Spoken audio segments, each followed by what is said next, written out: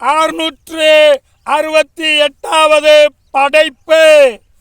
தலைப்பு: தேகத்திலும் இருக்கட்டும் கவனம்.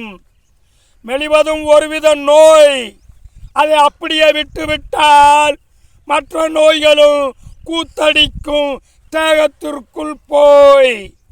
சோர்வே நோய்களுக்கெல்லாம் தாய், விழுந்து விடாதே அதற்குள் போய்.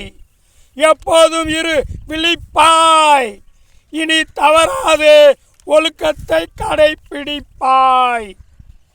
இது புரியப்படலாம் கசப்பாய், ஆனால் இதுதான் இருக்கணும் வாழ்வின் நடப்பாய்.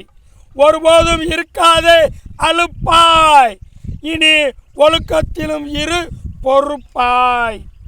நோய் உன்னில் ஒட்டினால் தவிப்பாய், இனி நோயை ஒட்ட விடாமல் தவிர்ப்பாய். நோய் உன்னில் ஒட்டினால் தவிப்பாய், இனி நோயை ஒட்ட விடாமல் தவிர்ப்பாய். இதை சொன்னால் கூட முறைப்பாய், ஆனாலும் புரிந்துகொள், நோய் வருகிறது மரணத்தின் அலைப்பாய்.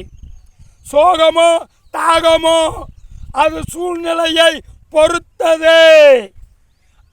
இதில் மனம் சோர்வானால் நோய் புயலை கிளப்புது. தினம் நோய்களின் வருகை அதிகம், இனி தேகத்திலும் இருக்கட்டும் கவனம்.